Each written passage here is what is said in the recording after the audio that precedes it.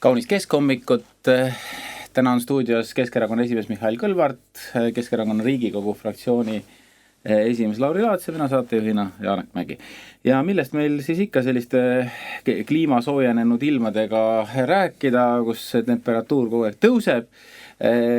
Praegu on juba nii soe, et lausa palav. Lauri, sa oled kindlasti oma elektrienergia eest saadavad arved kõik kätte saanud. Ma loodan, et sa maksad ikkagi rohkem kui Kaido Ööbelson. Ja kass enam süüa ei saa. Jaa, eks me oleme kõik need arved kätte saanud ja eks ta nagu nii-öelda ebameeldiv üllatus ole ja väga paljudele ja tegelikult olukord on ju väga tõsine. Et me oleme hästi palju ka saanud kirju erinevatelt inimestelt, emadelt, pereisadelt, eakatel inimestelt, kes tegelikult on jutumärkides väga murelikud. Arvestades olukorda, kus siis elektriarve on ületanud tulusi ja mis siis inimene sellises olukorras peab tegema, et kust raha võtma. Ja mõni on kirjutanud, ega tal muud üle jäägi, kui läheb ja võtab kiirlaenu. Aga me saame väga hästi aru, mis tähendab olukord, kui inimene on sunnitud minema kiirlaenu võtma selleks, et sellise lihtsa nii-öelda vajaduse või siis teenuse nagu elektri eest tasumiseks. Ja selle peale praegu Reformierakonna minister ütleb, et asi läheb paremaks. Tuleb ära oodata kevadet, siis kevadel hakkab päike paistma, tuul puhuma, ja küll need siis arved ka nagu sulavad. Ja see on, ma saan aru, et Reformierakonna ametlik poliitika. Ja teine pool, mis me oleme nagu kuulnud, et ise olete rumalad. Et miks te ei ole kõik siis fikseeritud paketi peale läinud. Ma lihtsalt tahan meelde tuletada, et oli meil teatud aasta ja aeg, kus siis tegelikult Reformierakond andis välja signaali, et inimesed nüüd on aeg tegelikult minna üle börsipaketi peale, et seda tuleb teha ja kõik nii edasi. Aga nüüd siis öeldakse vastupidist ja see ongi see nii-öelda energiapoliitika, mida Reformierakond ajab koos oma nii-öelda rohesuunaga.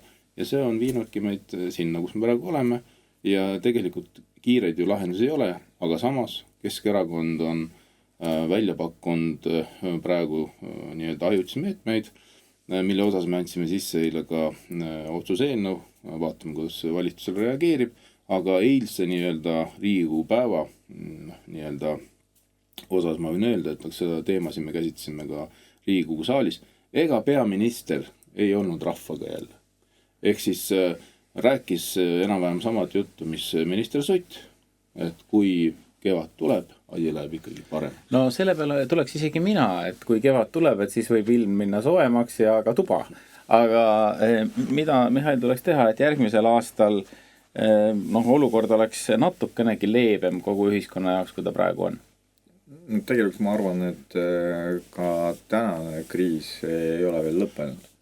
Inimesed said jaanuari arved, aga tulevad veel ka veebruari arved. Ja ma ei oleks selle peale tulnudki, et veebruaris võib ka külm olla. Ja tegelikult kogemus näitab, et ka märtsis võib olla külm. Ehk siis see olukord ei ole praegu lahenenud. Ja kui keegi peab võtma kiirlaenu, siis sellega kahjuks olukorda parandada ei ole võimalik. Ja minu arvates tegemist on kriisiga ja valitsus peab ka vastavalt reageerima. Et loomulikult me peame rääkima ka pikemast perspektiivist, aga täna on operatiivne kriisi olukord, mida tuleb operatiivselt lahendada. Sest kui täna inimene ei saa arvega hakkama, ei saa kuu aja pärast arvega hakkama, see on vaesumise risk. Lihtsalt täna me peame tunnistama, et väga paljud Eesti inimesed elavad iga päev vaesumise riski olukorras. Ja kuna juba täna me teame, et inimesed ei saa endale lubada, et nendel tekiks mingi reserv, siis iga elektriarve on väga suur koormus. ja selle mõju ühiskonnale ja tegelikult tulevikus ka majandusele on väga suur, sest vaesumine tähendab koormust sotsiaalsüsteemile ja kui tekivad probleemid ettevõtetel, siis see tähendab, et on sulgemise oht ja see omakorda jällegi tähendab, et vähem raha tuleb eelarvesse ja rohkem inimesi kaotavad tööd ja see on veel üks kord mõju ja koormus sotsiaalsüsteemile. Ehk siis, kui täna lähtuda Reformierakonna loogikast, et probleemi ei ole, siis valitsus peab arvestama sellega, et tulevikus tuleb lahendada veelgi suuremad probleemid. Ja sellepärast teistes riikides alati reageeritakse operatiivselt.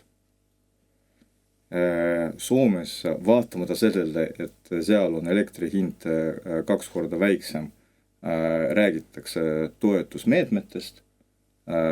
Leedus oli ette nähtud selline võimalus juba alguses peale ja eelarves on ette nähtud 80 miljonit selleks, et inimestele võimalikud suuremad kommunaalkulud kompenseerida. Seal küll jutt on küttekuludest, aga tegelikult see on sama teema. Neil siis valitsus tegeleb sellega, et seletab lahti, miks inimesed on ise süüdi. Ja selles ongi vahe, et kui teistes riikides, Euroopa riikides on olemas nii arusaam kui ka operatiivsed tegevused, sest siin me näeme ainult retoorikat. Aga mehed, öelge siis, mida tegelikult teha tuleb, sest mina ikkagi ei saa aru. Meil on olnud põlevkivi, meil on olnud terve Ida-Virumaa näinud olulisel määral pikki aastaid juba Eesti ajast saati. See ei olnud ainult Nõukogude, juba Eesti ajast saati näinud vaeva, et Eesti oleks varustatud ja nüüd on selline olukord, kus nagu kõik on tehtud valesti. Et kus siis valesti läks, kus see jõgi hakkas tagurpidi voolama? Ja vaata, seal on nii-öelda kiire loomulised otsused, mis tuleb ära teha ja siis on nii-öelda tegelikult peab paika panema normaalse, jätkusuutliku energiapoliitika, mida tegelikult meil ei ole ja mul on selline tunne. Aga miks ei ole, Lauri? Ja sellepärast, et praegune valitsus, kes on nii-öelda juba tükk aega olnud siin meid valitsenud oma teadmistega, nad on puhtalt roheusku, vaatamata sellele, et see nii-öelda ideoloogia põhine lähenemine on selle asja nimi. Ja vaatamata sellele, et see on mõjunud meie majandusele laastavalt, vaatamata sellele, et see mõjunud Euroopale laastavalt ja me tegelikult kuuleme juba Euroopast paljude riigipeade nii-öelda suust, et süsteemi tuleb muuta ja viimati ka Tšehhi peaminister siis saatis Euroopa Ülemnõukogule ka kirja, kus ta jällegi juhtis tähelepanu selle asjaolule, et me peame üle vaatama CO2 nii-öelda kvoodi siis turu, lihtsalt tuletan meelde, et siis kui kogu see CO2 kvoodindus rakendati, siis räägiti nii-öelda piirhindades kuskil seal 20-30 eurot, nüüd on see juba pidevalt tõusnud 80-90 eurot megavati kohta ja see ei ole jätkusuutlik. See teebki tegelikult meie põlevkivi tunduvalt kallimaks, kui ta tegelikult võiks ja peaks olema. Ja see ongi see üks kõige suurem probleem, mida me peame lahendama, seda me peame tegema Euroopas. Ja kui ma üleeile tähendab siis Riigikogus sellest ka rääkisin ja peaministrile osundasin tähelepanu, et näete, et Euroopas käib juba teised tuuled, teie ikkagi jätkate selle oma nii-öelda rohepoliitikaga, et miks teie siis ei vaata seda sellise viisil, nagu vaatavad juba väga paljud Euroopa siis teised liidrid, et taotlege ka omalt poolt. Teeme siis ühiskirja Euroopa Ülemnõukogule, hakkame sellega tegelema. Siis see on tulnud kõne alla. Selles mõttes see ongi see küsimus, et kas sa nagu vaatad nagu oma rahva nii-öelda vaatevinklist ja kuidas oma rahval oleks hea ja praegusel olukorral eriti, või siis sa lähed selle nii-öelda peamise sellise ideoloogiaga kaasa ja sa ei puuduta üldse seda teemat. Ja nüüd, mis puudutab kogu seda juhuelektrienergia tootmist, noh, siis tekib tegelikult, ma arvan, kõigil meil õigustatud küsimus. Meil riigile kuuluv ettevõte, siis Enefit Green, kes oli vahepeal ka börsil, investeeris palju raha juhu elektritootmist, sealhulgas ka Soomes. Mäletame, et ta ehitas välja tuulepargi, mida tegelikult müüs kahjumiga maha. Ja tegelikult see ongi maksumaksja raha, kus siis me saime vastu 107 miljonit. Ja täpselt samamoodi on praegu ju Eesti, kuna Enefit Green on ära tulnud või ära toodud börsilt, kuna ta oli juba kahjumlik, siis Eesti Energia ametlik seisukoht on see, et nemad praeguses olukorras roheenergiasse, juhuelektrisse rohkem ei panusta, seda rohkem ei arenda. Teiselt poolt, see on riigi ettevõte. Teiselt poolt, meie valitsus ütleb, et hea erasektor, panustage sinna. See on ilgelt hea turg ja see tegelikult me vajame need täiendavad võimsusi, aga see ei lähe kokku.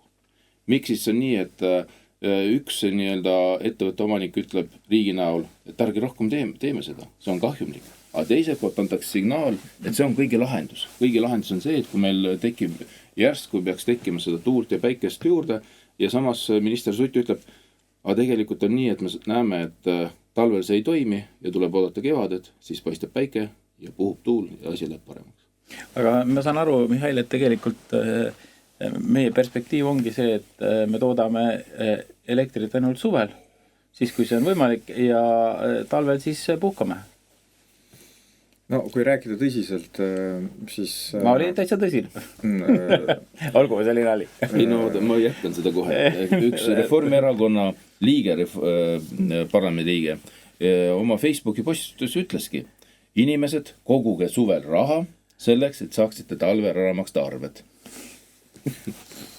No tegelikult see ei ole vastutustundlik, kui riik kõigepealt annab inimestele signaali, et oske endale päikesepaneelit ja liituge börsipaketiga tänu sellele, et elektri hind muutub odavamaks ja siis, kui tekib elektri hind, seesama valitsus ütleb inimestele, aga te ise olete ju lollid, et teil on börsipakett. See on ju praegune olukord. Aga kui rääkida pikemast perspektiivist, siis meie praegu lähtume sellest, et CO2 kvootide maht ja kvootide hinda on loodusseadus. Et see on igaveseks. Ja lähtuvalt sellest ehitame üles energeetikastrateegiad. Aga see ei ole ju mõistlik lähtuda sellest, mis on praegu või mis võiks juhtuda lähi 3-5 aasta jooksul. Tuleb lähtuda pikemast perspektiivist ja varukindlustus, aga ka elektri hind sõltub sellest, kas meil on olemas kohalik energiaallikas. See meil on olemas. See on põlevkivi. Nüüd, kui me räägime tehnoloogiatest, põlevkivi ei ole piisavalt roheline ja piisavalt efektiivne seal lihtsalt põhjusel, et riik ei ole sinna investeerinud. Tehnoloogiad on olemas, kohalikud tehnoloogiad, 100 aastat Eesti on arendanud põlevkivisektorit ja meil on vastav kompetents olemas, sealhulgas ka meie ülikoolides.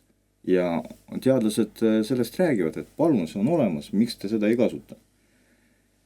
Ja teine suund, et loomulikult, ja see ei ole ainult Eesti mure, see on Euroopa mure, et kui Euroopa ei vaata üle energeetikapoliitikat, siis Euroopal majanduskasvu perspektiivi ei ole. Ja kui majandus ei hakka kasvama, siis on väga suure küsimärgi all julgeolek ja tegelikult üldse Euroopa Liidu eksistents. Ja see arusaam on juba tekkimas, kui mitte öelda tekkinud, et Euroopa riikide liidrid saavad aru, et edasi niimoodi ei saa, et lihtsalt see ei ole jätkusuutlik, aga see on eksistentsiaalselt ohtlik, kui niimoodi edasi. Ja meie ei soovi reaalsust tajuda. On ka teine teema, kus meil ei soovi reaalsust tajuda, aga energeetika on see koht, kus me ei soovi reaalsust tajuda. ja tegelikult koos teiste riikidega me peame taotlema energeetikapoliitika ülevaatamist Euroopa Liidus, sealhulgas ka CO2 kauplemise tingimusi. Ja mina olen kindel, et kui seda ei juhtu, siis Euroopa Liidu majandusel perspektiivi ei ole ja kui perspektiivi ei ole majandusel, siis ei ole üldse mingit perspektiivi. See on väga hirmus. Isegi Trump tunneb meie muret meie üle. Teadmiks pärast või? Nii. Ta on ju selgelt öelnud, et Euroopa peab üle vaatama oma CO2 kvoodinduse ja eks tal on omad põhjused. No esiteks ta ju tahab meile fossiilset kütust müüa. Ma arvan, see on number 1 põhjus. Ja teine põhjus on loomulikult majanduslik. Ehk siis kui Euroopa tegelikult ei suuda rohkem nii-öelda raha toota, siis ju tegelikult kuskil see raha liigub ju edasi ja reeglina ta liigub sinna, kus on nagu paremad tingimused ja me räägime Aasiast ja Hiinast. Seal, kus on kirg, ehk siis nad kindlasti jälgivad juba ka seda tendentsi. Aga tuleme nüüd korra. Ameerikal on olemas üks strateegiline dokument, mida nad siis koostavad iga aasta, ehk siis julgeoleku strateegiline dokument ja eelmise aasta siis dokument ütleb meile väga konkreetselt, et nii nagu Ameerika näeb olukorra Euroopas, et esimene asi, majandus on langustrendis ja see on juba päris pikk periood, kui Euroopa majandus langeb ja on toodud välja ka võrdlus siis skaala, kus Euroopa SKT maht maailma SKT-st oli 30 aastat tagasi neljandik, ehk siis 25% ja täna ainult 14%. Ja see on langustrend. Ja kui me räägime julgeolekust, siis Euroopal täna ei ole potentsiaali julgeolekuks ka majanduslanguse tõttu. Ja siin paar nädalat tagasi NATO peasekretär ütles väga konkreetselt, et kui täna Euroopas keegi arvab, et me suudame tagada julgeolekut ilma USA toetuseta, siis unustage ära ja see on tsitaat, et see ei ole võimalik. Ehk siis need asjad, majandus, julgeolek, energeetika on kõik omavahel väga tihedalt seotud. Aga siit läheme nüüd täiesti Eesti teema juurde ja selgub, et küll Euroopaga võrreldes Eesti miinimumpalga ostujõud on muda liigas, Lauri. Miks siis selline olukord on juhtunud? No see ei ole ainult energeetika, et siin peab olema ka mingisuguseid muid hoobasid. See on see, et kurb rekord on ju. Et jällegi Eesti on nii-öelda esireas negatiivsete näitudega ja see tähendab seda, et lihtsalt inimesed on jäänud vaesemaks kogu selle viimase perioodi jooksul ja eelkõige on seda mõjutanud loomulikult maksutõusud. Need on need otsused, need on strateegilised otsused, mida on teinud praegune valitsus, tõstes erinevaid makse, tõstes erinevaid teenuse hindu, mis siis riigi erinevad institutsioonid siis osutavad. Ja see on loomulikult lumepalli efektina ju läinud ju edasi majandusse ja erasektorisse ja me näeme seda igapäevaselt, kui me tarbime mingit teenust, ostame toit, oleme toidupoode. Ehk siis see kõik, mis need otsused sündisid valitsus ja Riigikogu kinnitas ära, need on otseselt mõjutanud meie igapäevast toimetulekut ja meie ostujõud on Euroopa Liidu kõige madalam. Me oleme allpool Lätit, me oleme allpool Bulgaariat, mis siis, et meil on tõusnud miinimumpalk, mis siis, et meil on tõusnud ka pensionid, nii nagu need indekseerimised on tavapäraselt toimunud, aga sellest ei piisa. Ehk siis hinnad jooksevad eest ära, see on väljendunud selgelt inflatsioonis, need numbrid on tegelikult ju ka välja toodud, kui palju need kõik maksutõusud on inflatsiooni mõjutanud. Ja selle peale siis jällegi, et esmaspäev küsisin järgi, kuidas peaminister seda näeb. Peaminister ei soovinud sellele küsimusele vastatagi. Mitu korda küsisin erinevates nii-öelda variantides et ta saaks aru, millest ma üldse räägin või küsin, ja ta ikkagi jättis konkreetselt küsimustele vastamata, kas ta ei näe selles probleemi, et inimesed ei jõua endale rohkem toitu ega arveid maksta, ja kas ta ei näe probleemi selles, et tegelikult Eesti inimesed on muutunud ühed vaesemateks Euroopas. Kuidas selline olukord juhtuda sai, Mihhail, kui meil on väga palju tublisid ettevõtjaid, kes on pingutanud väga palju selleks, et eksportida, meie majandus on tegelikult ikkagi väga suures osas ekspordile orienteeritud. Miks me ei suuda tagada raha ostujõudu Eestis? No miks sa niimoodi ütled, et kõik on halvasti? Reformierakond andis meile teada, et on suur võit saavutatud, aga... Oota, kelle üle? Rahva üle, et valitsus võitis rahvast. Selles ongi asi, et kui keegi võitis, siis keegi pidi nagu kaotama ja mulle tundub, et terve Eesti on kaotama. Mulle tundub, et Reformierakond ei ole ka midagi võitnud, sest reitingut ju ei ole.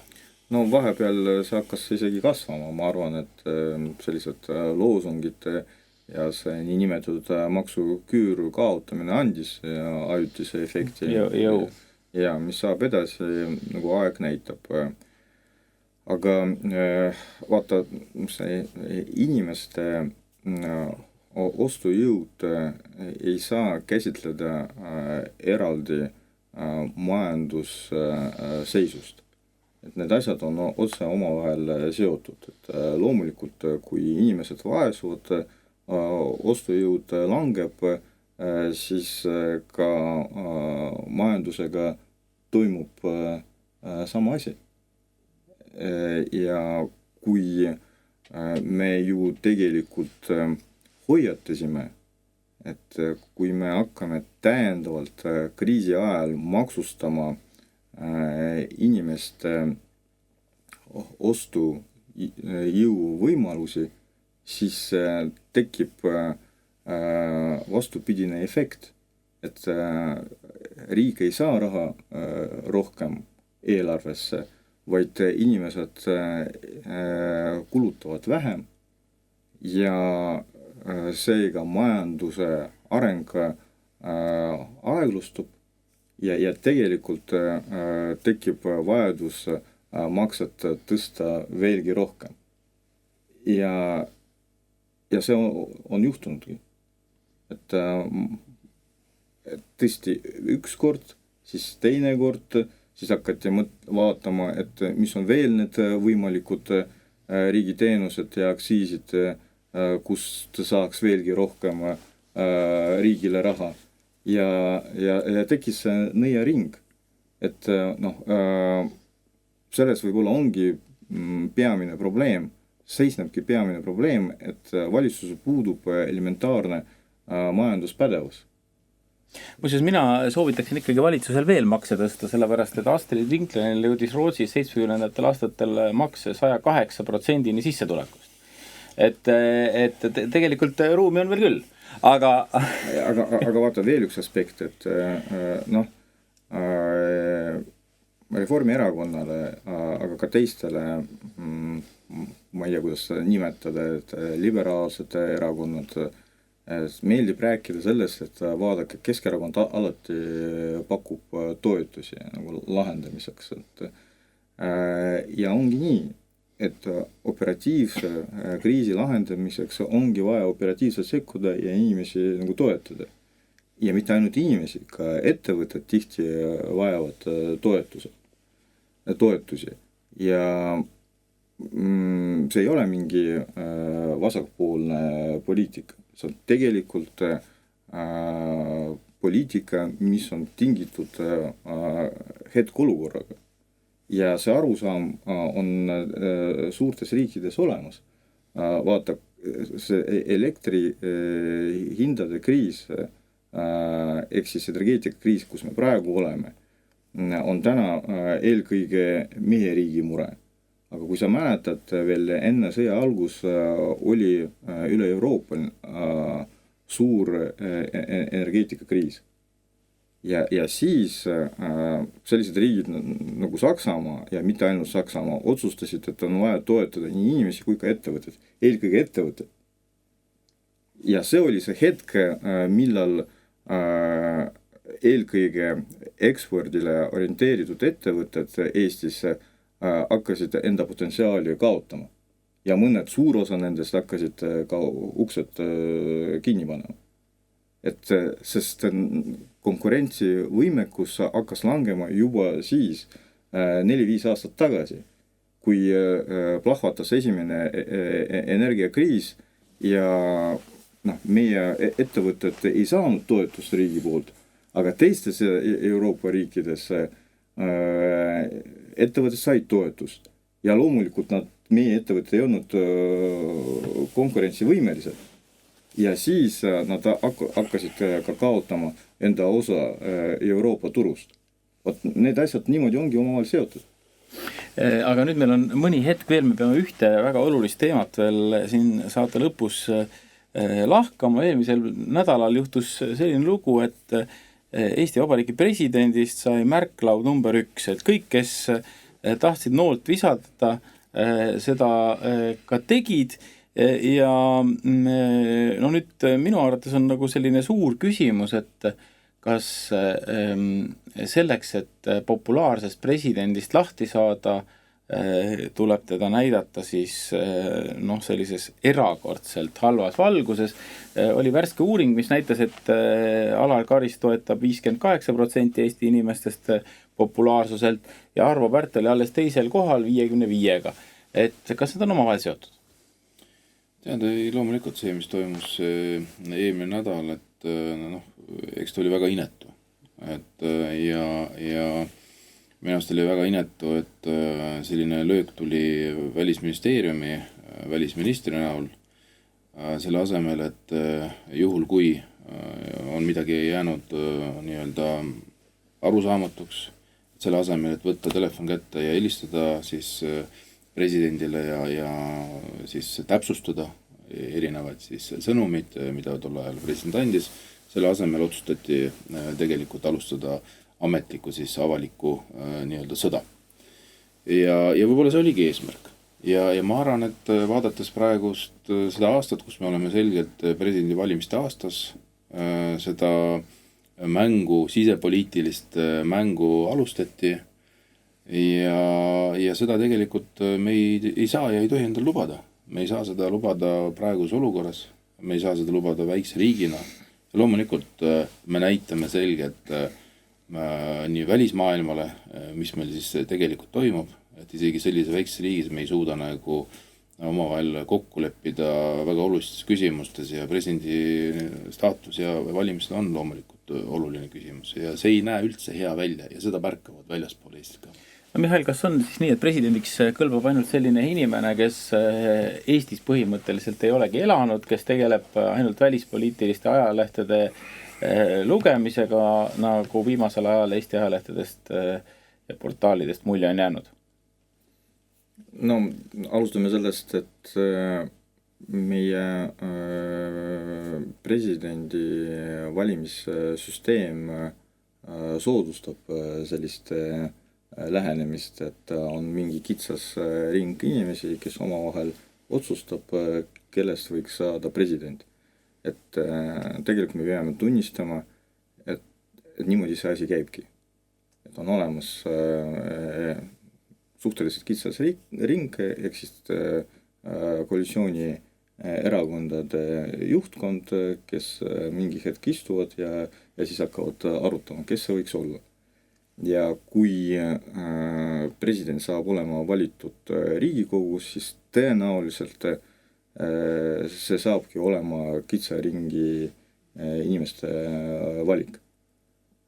Kui Reform, Eesti 200 ja tõenäoliselt sotsid koos nendega omavahel lepivad kokku ja kedagi valivad. Muidugi ideaalis võiks olla nii, et kõik erakonnad omavahel lepivad kokku.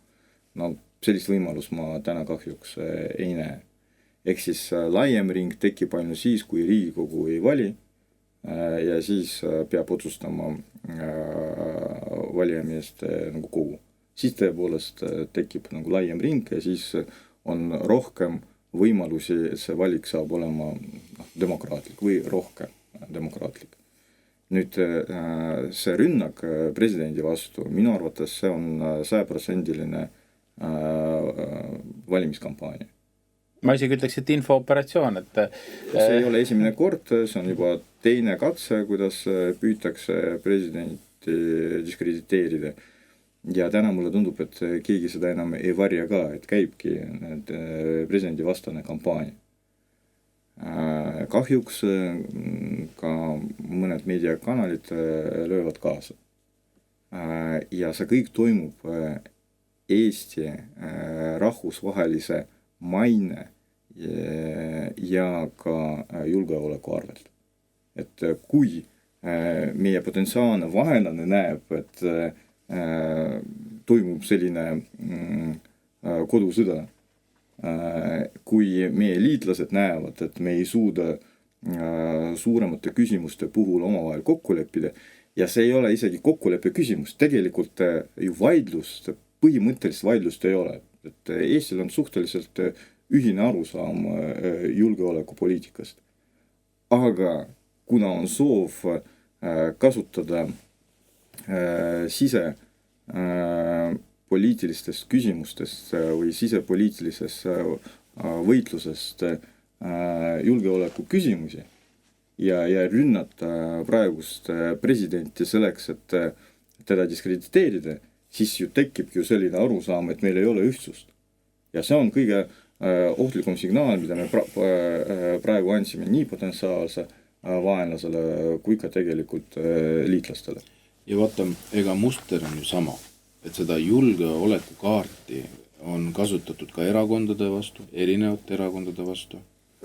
Seda julgeolekukaarti on kasutatud ka siin Riigikogu saalis.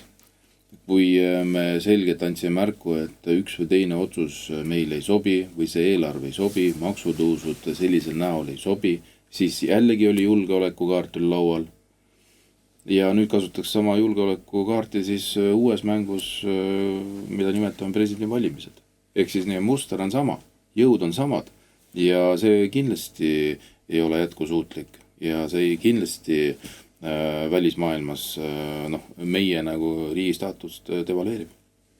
Vaata, kui isegi juhul, kui keegi julgeb välja tulla Rail Baltica projekti kriitikaga, isegi nende suhtes peaminister ütleb, et